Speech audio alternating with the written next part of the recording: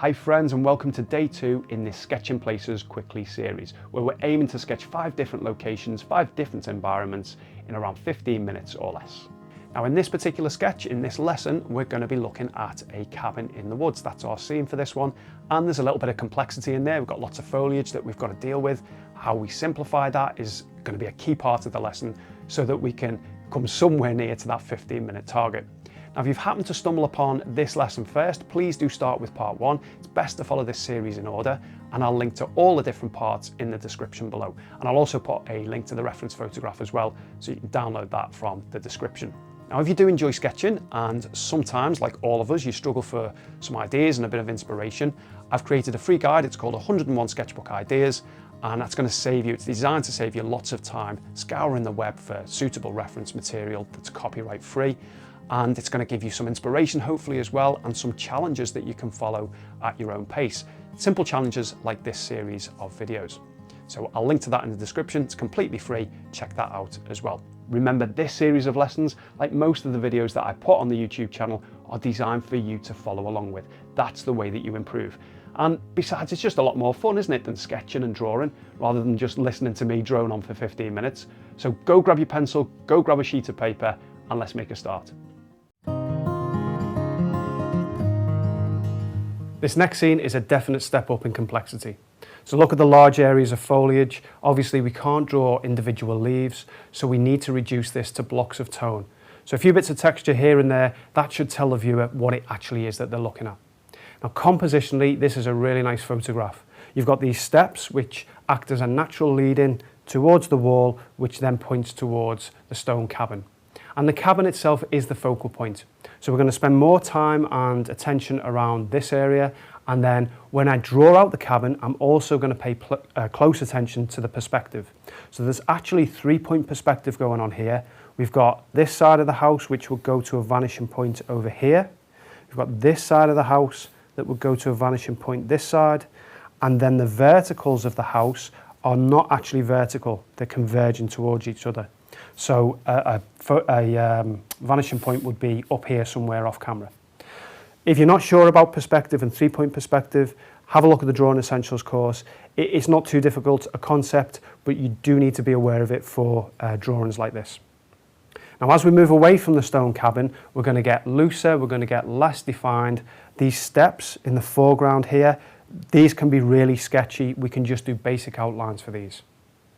Now, if you defocus your eyes, squint them down, you'll notice the dark values. So you've got a nice dark value here, you've got a dark value up here, this is a reasonably dark value, and then you've got a really dark value for the house. And what that does is it helps to create a frame within the picture. So the steps are framed within these darker values. So the target time for this one is around about 15 minutes. So the cabin being the focal point, that having the most complexity, that's where we want to start. That's a good place to start. So again, we can look at the center of the cabin and just roughly get that in place. And then the top edge of the roof here, if you need to, measure your angles. You can do this when you're drawing in life as well, from life as well. If you're out on location, you can hold your pencil up against those angles and make sure you get those right. You've got the angle here coming down. So there is some tricky perspective here, and that's because our vantage point is so low down. And remember, these lines are not vertical. They're slightly, ever so slightly converging. So this one would be that sort of shape there. And I do find it helps if you extend your lines as well, and that way it just helps you to just see the proportions more easily. So, you know, this roof comes to here. Can't really see that line because it's hidden behind the trees. And then we've got the line of the wall there, so this line here.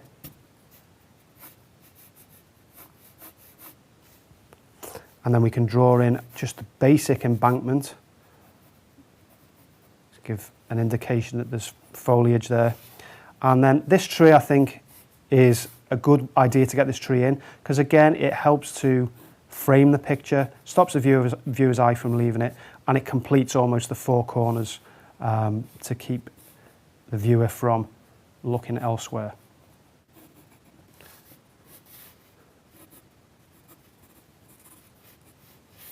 So we've got a tree here, put that in as a basic oval for now. Background trees there. we can just put those in as a simple angle for now, more than anything else. And then we've got this tree that is creeping in on the left-hand side, so we can put that in. Now for the steps are really important to get in. Instead of drawing individual steps at this stage, I just want to look at the basic shape that they make. So this is a triangular shape, so I can look at the angle, any angles that they make. And then look at this step here where there's a turn in the steps, and then I can start to look at the angles of individual ones as individual steps as we can see them.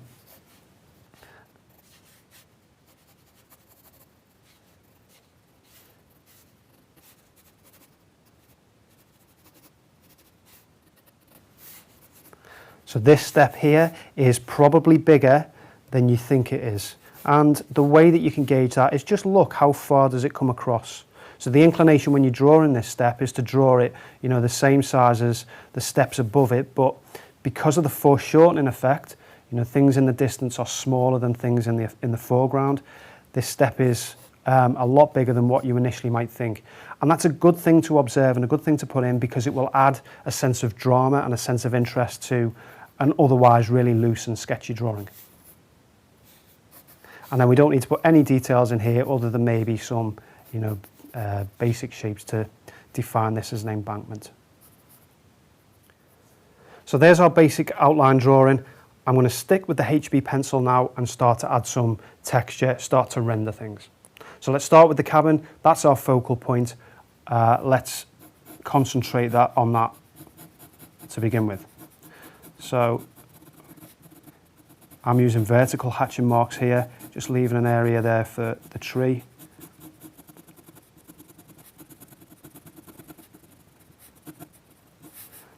Do the same again, but we will go over this. So same for this side. And the reason that I'm just doing it with a HB pencil, just to quickly fill in the area, but also some of those marks will show through after we go over with a 2B or a 4 or 5B. I'm going to switch now to this is the 2B. In fact, I'm going to go to a 5B because these values are really, really strong. So, you know, we talked about being really bold. And try and leave some of the marks underneath showing through, just because it adds a little bit of texture, extra bit of interest to an otherwise fairly solid shape. The roof under here, shadow area under there.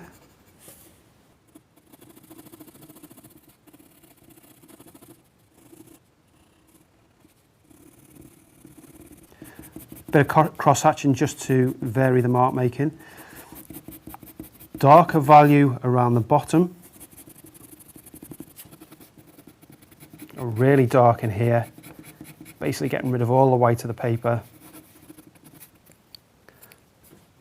Back to the HB just so we can put in this roof line. We've got the chimney as well that I've forgotten to draw in. So just make sure that you observe the angle lines of the chimney.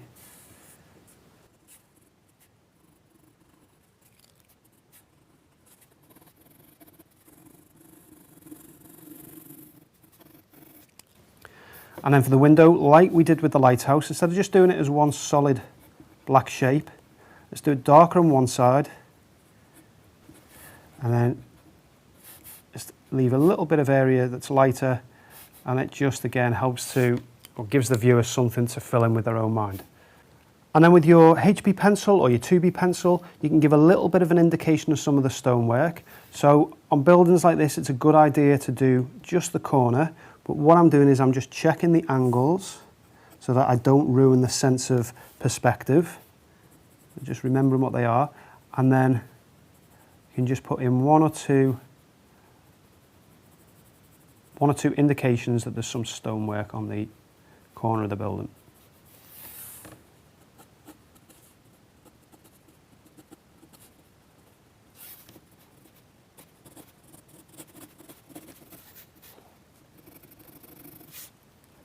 And then let's carry that dark value through into the wall. And if you notice, what I'm doing, instead of just filling it all the way to the bottom, I'm just leaving this rough edge, and that's going to give this silhouette effect of foliage underneath. So it's as though you're drawing it negatively. I want to leave a little bit of texture in the wall instead of it just being one black mark. And I don't want the value to be quite as strong as the house, again, because we're moving away from the focal point.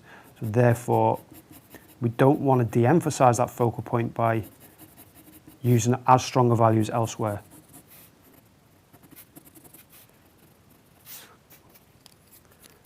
Bit jutting out there, so there's going to be a shadow on there.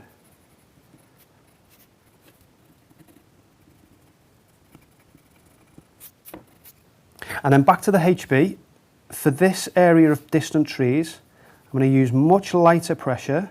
It's in the distance. So aerial perspective says that anything that's in the distance is lighter than it is in the foreground, is a more muted tone. And I'm using short, sharp marks. And what I'm hoping that will do is just give the impression of tree lines, but quite heavy, dense tree lines in the distance, rather than just using one solid shape. So short, sharp marks, and what you'll get are these little areas of sort of light and dark in between.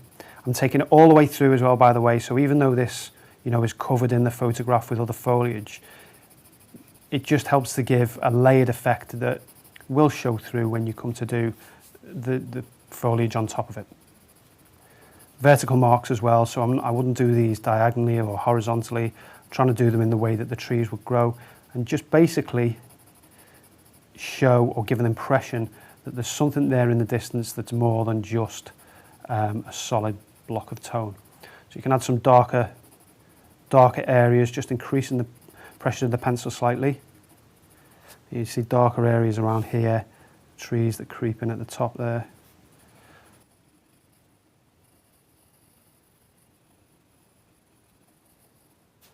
Now for this foliage in the top left hand corner, I'm not even going to attempt to draw leaves or even make it look like a tree.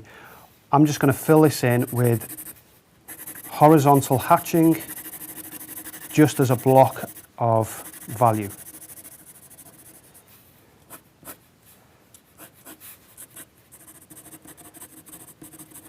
Can leave some gaps in. That'll help to give an impression that it isn't just one solid shape there. But really strong. This is a 2B pencil, I think. And then same for this bit that's come down here.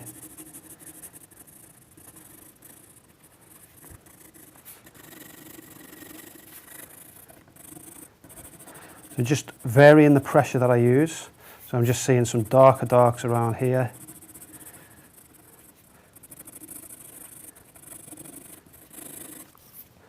Even go to a heavier pencil, 4, 5, 6B, whatever you've got, right in the corner there.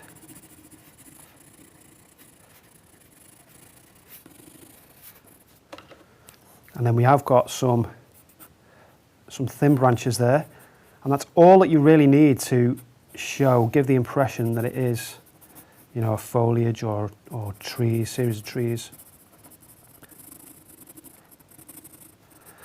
And the reason I'm making the marks all in this direction is, it's just a stylistic thing, but when you've got something that's potentially a little bit scruffy, if you're doing it very quickly, using marks all in one direction, predominantly in one direction, just helps to stop things from being too scruffy and too haphazard, I find.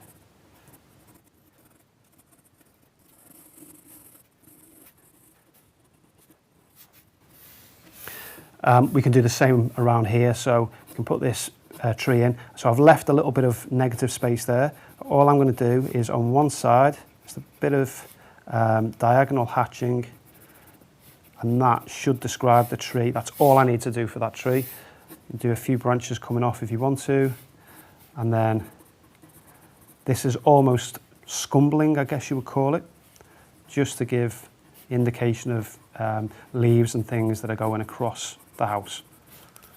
When you go across the house itself, you might need some darker values, so grab your 6, 7B, 5B, whatever it is you're using.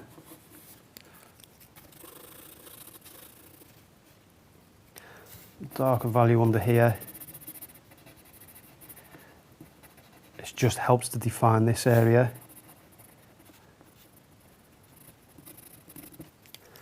And then we've got a tree here, so I've left a little bit of a white line. I don't know if you could see that from earlier. And then I can carry that on as a dark line there. Again, a few indications, a bit of an impression of branches, and then just a bit of scumbling, just to add a little bit of texture.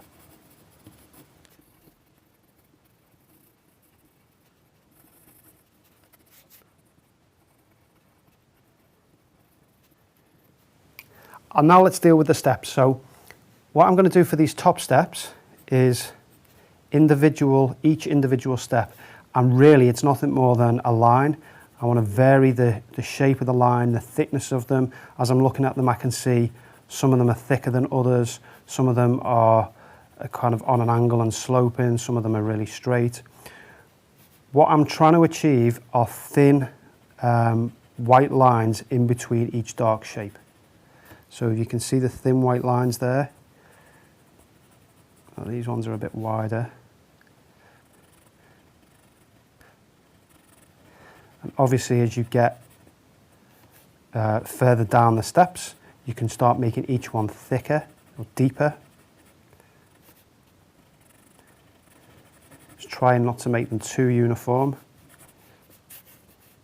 Let's work out where the last one will be. So we do the last one here. So just breaking up the shape a bit more as you get closer.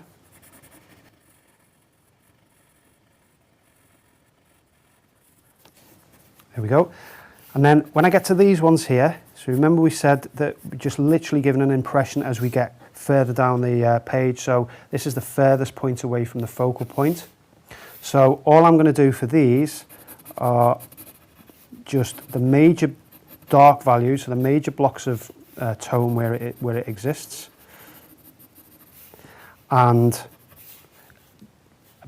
a basic outline shape more than anything else. So hit and miss line, do some tone there. We've got this one. It's the shadow side of this from the step there. Bit of shadow on this one maybe.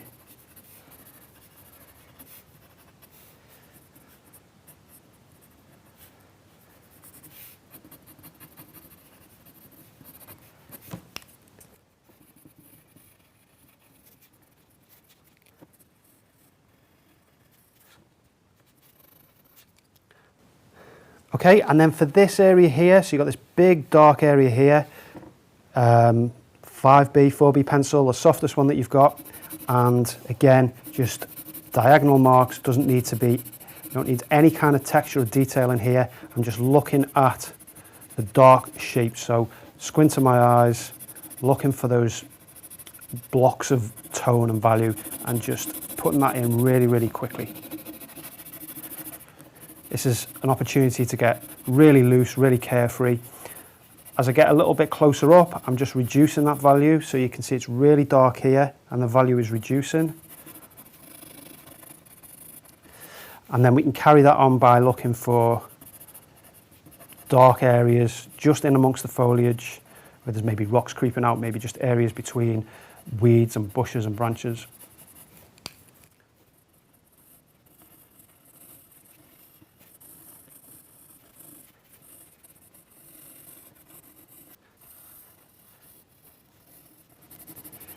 So we do a darker area around this side of the steps, this side here, and this side as well.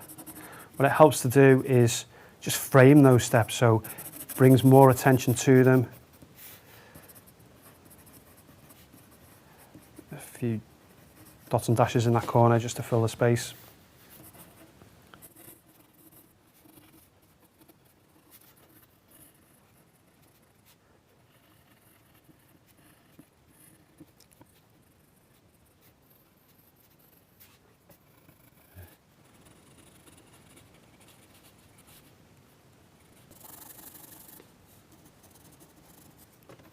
So there we go, I've used all my time upon this one now. You might want to spend a little bit longer, maybe put a little bit more work into this area, but the most important thing is you stick to the allotted time. Have a go with this one. When you finish that, do it again, do it 3 times, try and beat your time each go, and then come back and join me for the next lesson.